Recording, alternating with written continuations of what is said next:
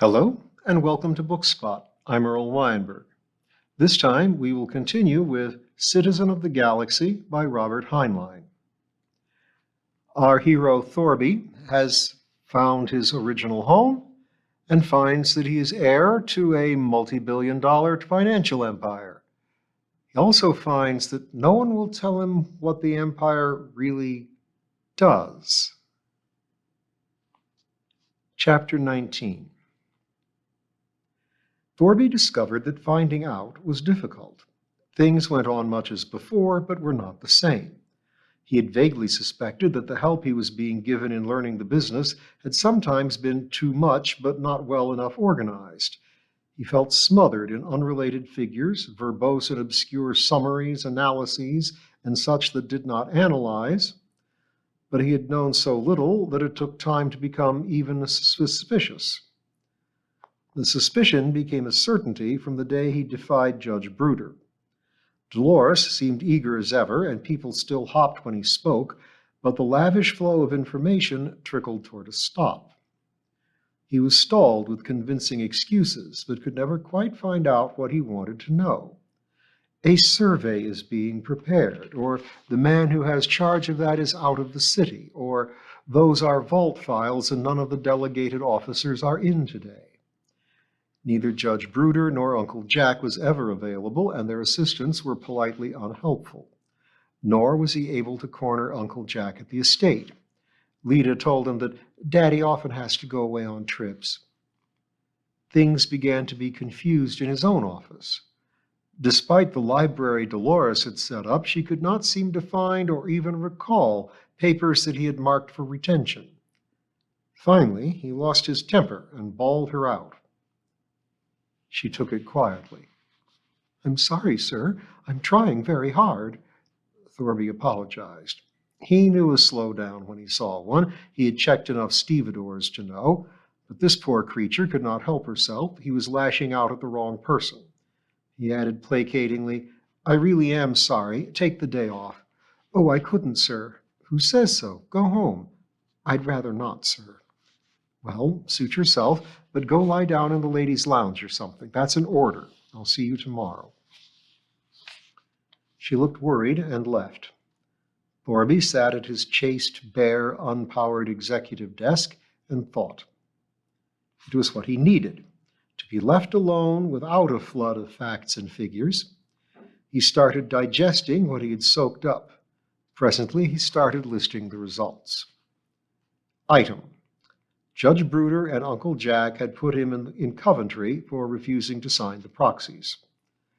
Item: He might be Rudbeck of Rudbeck, but Uncle Jack would continue to run things until Thorby's parents were legally dead. Item: Judge Bruder had told him bluntly that no steps would be taken about the above until he admitted his incompetence and signed proxies.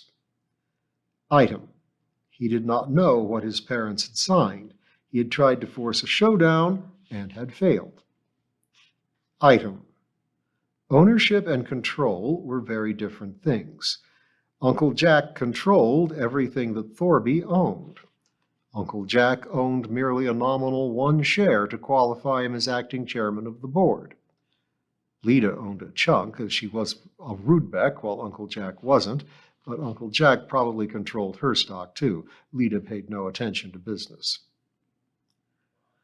Conclusions? What conclusions? Was Uncle Jack doing something crooked and didn't dare let him find out? Well, it didn't look like it. Uncle Jack had salary and bonuses so large that only a miser would want more money simply as money. His parents' accounts seemed in order. They showed a huge balance. The megabuck Uncle Jack had handed him hardly made a dent. The only other withdrawals were for Grandfather and Grandmother Bradley, plus a few sums around the family or a charge to the estate. Nothing important, another couple megabucks. Conclusion: Uncle Jack was boss, liked being boss, and meant to go on being boss if possible. Status: Uncle Jack had high status and was fighting to keep it. Thorby felt that he understood him at last.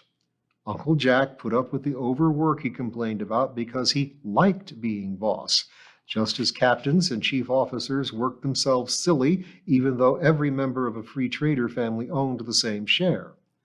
Uncle Jack was chief officer and didn't intend to surrender his supreme status to someone a third of his age who, let's face it, wasn't competent for the work the status required. In this moment of insight, Thorby felt that he ought to sign those proxies for Uncle Jack, who had earned the job, whereas Thorby had merely inherited it. Uncle Jack must have been terribly disappointed when he had turned up alive.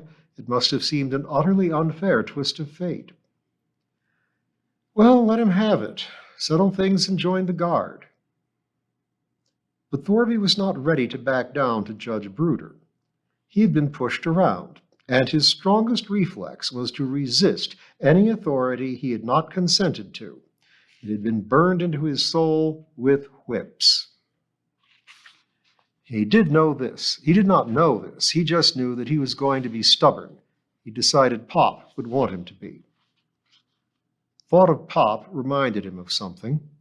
Was Rudbeck connected, even indirectly, with the slave trade? He realized now why Pop wanted him to hang on. He could not quit until he knew, nor until he had put a stop to it if the unspeakable condition did exist. But how could he find out? He was Rudbeck of Rudbeck, but they had him tied up with 1,000 threads, like that fellow in the story Pop had told him, Gulliver and his starship, that was it. Well, let's see. Pop had reported to X-Corps that there was a tie-up among some big spaceship outfit, the Sargon's government, and the Raider slave traders. Raiders have to have ships. Ships. There was a book he had read last week, Galactic Transport's history of every ship they had built from the number 1 to the latest. He went into his library. Tall red book, not a tape. Confounded thing was missing. Like a lot of things lately. But he had almost Renshawed the book, being interested in ships. He started making notes. Most of them were in service inside the hegemony, some in Rudbeck interests, some in others. Some of his ships had been sold to the people, a pleasing thought, but some had wound up registered to owners he could not place. And yet he thought he knew the names, at least, of all the outfits engaged in legitimate interstellar trade under the hegemony, and he certainly would recognize any free trader clan. No way to be sure of anything from his desk, even if he had the book. Maybe there was no way from Terra. Maybe even Judge Bruder and Uncle Jack would not know if something fishy was going on. He got up and switched on the Galactiview he had had installed. It showed only the explored fraction of the galaxy. Even so, the scale was fantastically small. He began operating controls. First, he lighted in green the 9 worlds. Then he added in yellow pest holes avoided by the people. He lighted up the 2 planets between which he and his parents had been captured. Then did the same for every missing ship of the people concerning which he happened to know the span of the uncompleted jump. The result was a constellation of colored lights fairly close together as star distances go, and in the same sector as the 9 worlds. Thorby looked at it and whistled. Pop had known what he was talking about, yet it would be hard to spot unless displayed like this. He began thinking about cruising ranges and fueling stations maintained by Galactic Transport out that way, then added in orange the banking offices of Galactic Acceptance Corporation in the neighborhood. Then he studied it. It was not certain proof, yet what other outfit maintained such activities facing that sector? He intended to find out. Chapter 20. Thorby found Leda had ordered dinner in the garden. They were alone, and falling snow turned the artificial sky into an opalescent bowl.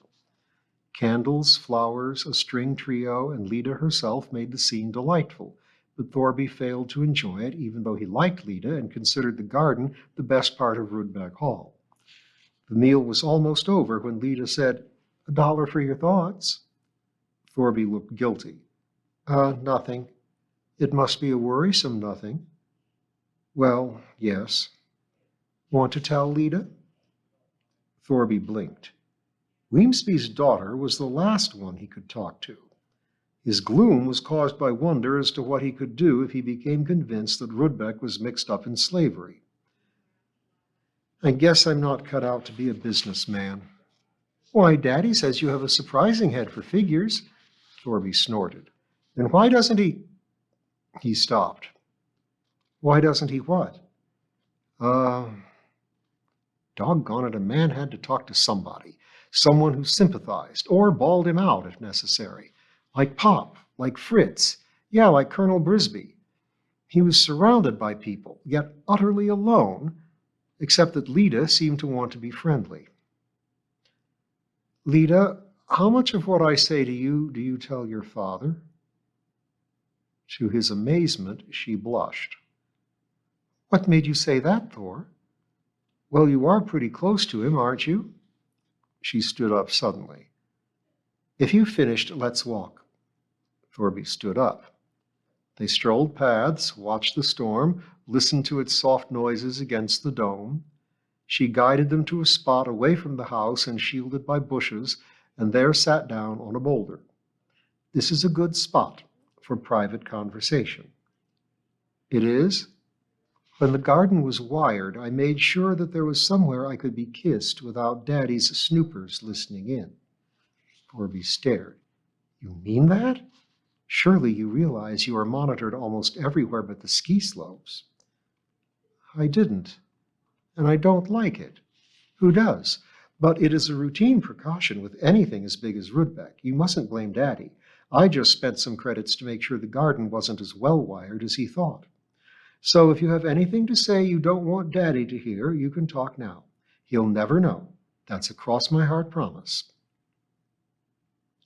Thorby hesitated, then checked the area. He decided that if a microphone were hidden nearby, it must be disguised as a flower, which was possible. Maybe I ought to save it for the ski slope. Relax, dear. If you trust me at all, trust me that this place is safe. All right. He found himself blurting out his frustrations, his conclusion that Uncle Jack was intentionally thwarting him unless he would turn over his potential power.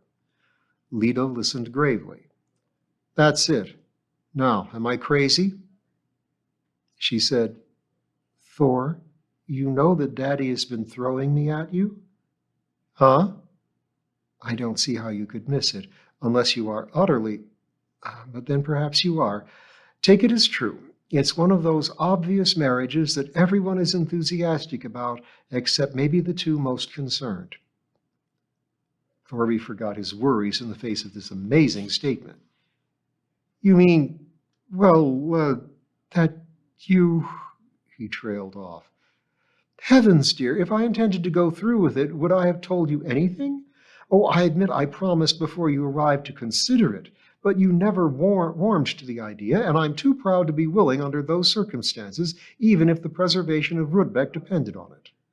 Now, what's this about Daddy not letting you see the proxies that Martha and Creighton gave him? They won't let me see them. I won't sign till they do. But you'll sign if they do? Maybe I will, eventually, but I want to see what arrangements my parents made. I can't see why Daddy opposes such a reasonable request. Unless... She frowned. Unless what? What about your shares? Have those been turned over to you? What shares? Why, yours. You know what shares I hold. They were given to me when I was born by Rudbeck, your grandfather, I mean, my uncle. You probably got twice as many since you were expected to become the Rudbeck someday. I haven't any shares. She nodded grimly. That's one reason Daddy and the judge don't want you to see those papers. Our personal shares don't depend on anyone. They're ours to do as we please, since we're both of legal age. Your parents voted yours, just as Daddy still votes mine. But any proxy they assigned concerning your shares can't be any good now. You can pound the desk and they'll have to cough up or shoot you. She frowned. Not that they would shoot, Thor. Daddy is a good sort, most ways. I never said he wasn't. I don't love him, but I am fond of him. But when it comes down to it, I'm a Rudbeck and he's not. That's silly, isn't it? Because we Rudbecks aren't anything special. We're just shrewd peasants. But I've got to worry too. You remember Joel Delacroix? He's the one who wanted an interview with me? That's right. Joey doesn't work here anymore.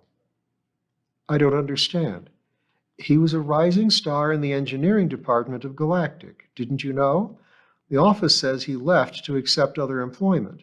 Joey says he was fired for going over their heads to speak to you. She frowned. I didn't know what to believe. Now I believe Joey.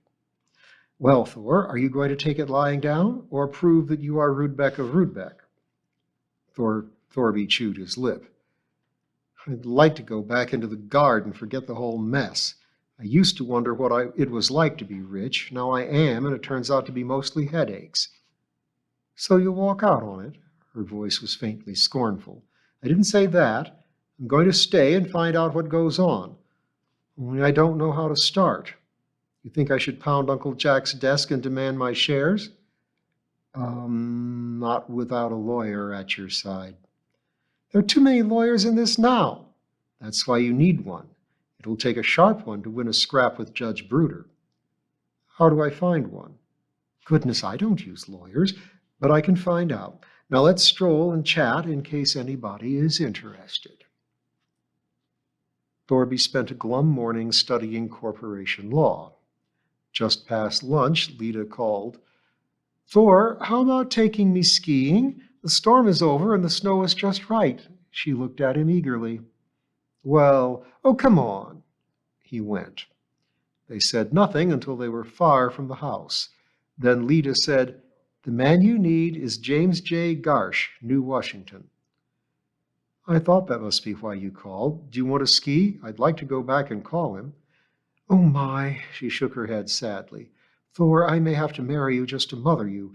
You go back to the house and call a lawyer outside Rudbeck, one whose reputation is sky high, and what happens? What? You might wake up in a quiet place with big muscular nurses around you. I've had a sleepless night, and I'm convinced they mean business, so I had to make up my mind. I was willing for Daddy to run things forever, but if he fights dirty, I'm on your side. Thanks, Lita. Thanks, he says. Thor, this is for Rudbeck. Now to business. You can't grab your hat and go to New Washington to retain a lawyer. If I know Judge Bruder, he has planned what to do if you try. But you can go look at some of your estate, starting with your house in New Washington. That's smart, Lita. I'm so smart I dazzle myself. If you want it to look good, you'll invite me along. Daddy has told me that I ought to show you around. Why, sure, Lita, if it won't be too much trouble. I'll simply force myself. We'll actually do some sightseeing in the Department of North America, at least. The only thing that bothers me is how to get away from the guards. Guards?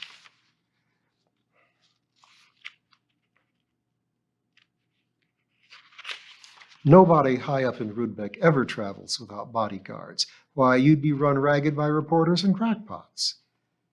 I think, Thorby said slowly, that you must be mistaken in my case.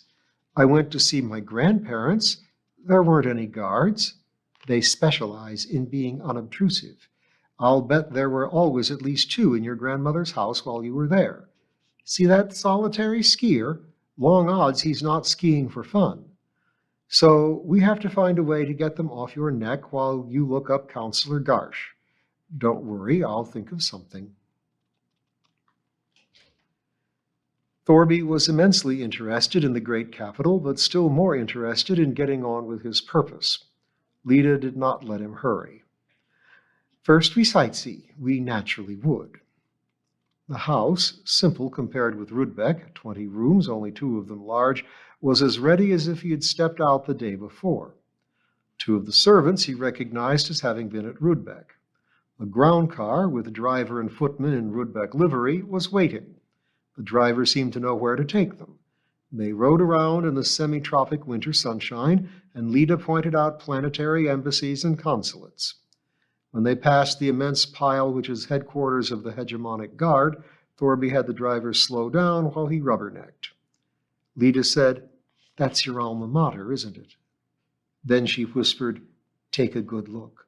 The building opposite its main door is where you are going."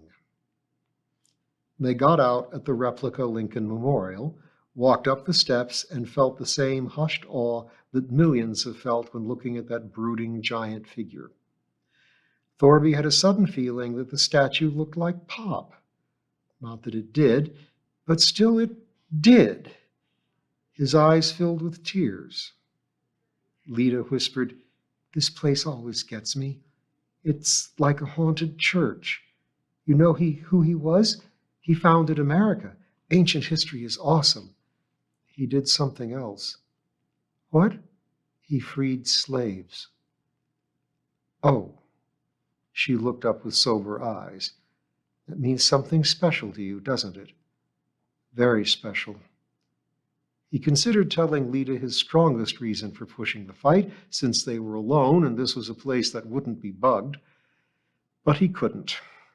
He felt that Pop would not mind, but he had promised Colonel Brisby.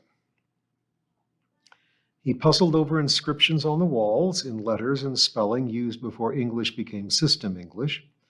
Lida tugged his sleeve and whispered, "Come on, I can never stay here long or I start crying." They tiptoed away. Lida decided she just had to see the show at the Milky Way. So they got out and she told the driver to pick them up in 3 hours and 10 minutes.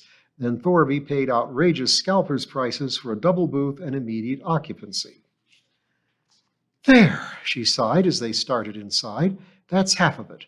The footman will drop off as they round the corner, but we're rid of the driver for a while. There isn't a place to park around here. But the footman will be right behind us if he wants to keep his job. He's buying a ticket this minute, or perhaps he's already inside. Don't look." They started up the escalator. "This gives us a few seconds. He won't get on until we curve out of sight. Now listen. The people holding these seats will leave as soon as we show the tickets. Only I'm going to hang on to one, pay him to stay. Let's hope it's a man, because our nursemaid is going to spot that both in minutes, seconds, if he was able to get our booth number down below. You keep going. When he finds our booth, he'll see me in it with a man. He won't see the man's face in the dark, but he'll be certain of me because of this outlandish night glow outfit I'm wearing. So he'll be happy. You zip out any exit but the main lobby. The driver will probably wait there. Try to be in the outer lobby a few minutes before the time I told them to have the car. If you don't make it, hire a flea cab and go home. I'll complain aloud that you didn't like the show and went home." Thorby decided that X-Corps had missed a bet in Lida. Won't they report that they lost track of me? They'll be so relieved they'll never breathe it. Here we are. Keep moving. See you. Thorby went out a side exit, got lost, got straightened out by a cop, at last found the building across from Guard HQ. The building directory showed that Garsh had offices on the 34th terrace. A few minutes later, he faced a receptionist whose mouth was permanently pursed in "No." She informed him frostily that the counselor never saw anyone except by appointment. Did he care to make an inquiry appointment with one of the counselor's associates? "Name, please." Thorby glanced around. The room was crowded. She slapped a switch. "Speak up," she snapped. "I've turned on the privacy curtain." "Please tell Mr. Garsh that Rudbeck of Rudbeck would like to see him." Thorby thought she was about to tell him not to tell fibs. Then she got up hastily and left. She came back and said quietly, "The counselor can give you 5 minutes. This way, sir." James J. Garsh's private office was in sharp contrast with building and suite. He himself looked like an unmade bed. He wore trousers, not tights, and his belly bulged over his belt.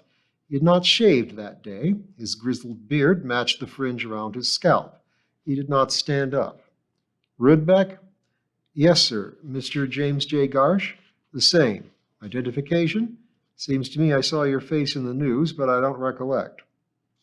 Thorby handed over his ID folder. Garsh glanced at the public ID, studied the rare and more difficult to counterfeit ID of Rudbeck and Associates. He handed it back. "Sit down. What can I do you for?" "I need advice and help." "That's what I sell. But Bruder has lawyers running out his ears. What can I do for you? Ah, this is confidential. Privileged, son. The word is privileged. You don't ask a lawyer that. He's either honest or he ain't. Me, I'm middle and honest. You take your chances. Well, it's a long story. And make it short. You talk, I listen. You'll represent me? You talk, I listen, Garsh repeated. Maybe I'll go to sleep. I ain't feeling my best today. I never do. Well, here's someone who's not impressed by Thorby's billions. And we'll find out what Mr. Garsh proposes to do next time.